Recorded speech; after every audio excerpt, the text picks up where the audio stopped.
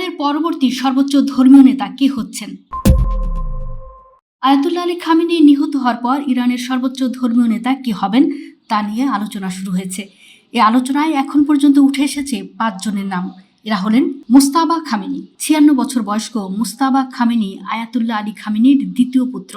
ইরানের অভ্যন্তরীণ রাজনীতি, সামরিক বাহিনীর অভিজাত শাখা ইসলামিক রেভলিউশনারি গার্ড কর্পস এবং আধা সামরিক বাসিস স্বেচ্ছাসেবক বাহিনীর তার দৃঢ় ও গভীর প্রভাব রয়েছে।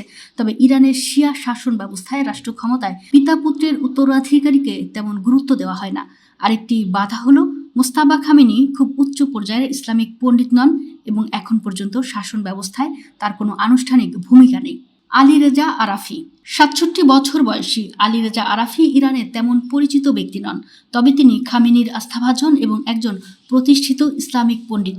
আরাফি বর্তমানে ইরানের আলেমদের পরিষদের উপ চেয়ারম্যান এবং ক্ষমতাশালী গার্ডিয়ান কাউন্সিলের সদস্য। এই কাউন্সিল ইরানের প্রেসিডেন্ট ও পার্লামেন্টের নির্বাচনে প্রার্থীদের বাছাই এবং পার্লামেন্টে পাশ হওয়া আইনগুলো যাচাই করে। আরাফি ইরানের মাদ্রাসা শিক্ষা ব্যবস্থারও প্রধান, তবে তিনি রাজনৈতিকভাবে হেভিওয়েট নন এবং সামরিক ও নিরাপত্তা বাহিনীর সঙ্গে তার ঘনিষ্ঠ সম্পর্ক নেই।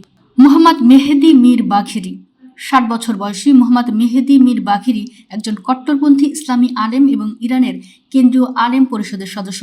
তিনি ইরানের রক্ষণশীল আলেম উলামাদের নেতা। ইরানের ইসলামী প্রজাতান্ত্রিক সরকারের সমালোচক সংবাদ মাধ্যম ইরান ওয়ারের প্রতিবেদন অনুসারে মীর বাঘের তীব্রভাবে পশ্চিমাদের বিরোধী এবং তিনি বিশ্বাস করেন বিশ্বাসী মুসলিম এবং অবিশ্বাসীদের মধ্যে সংঘাত অনিবার্য।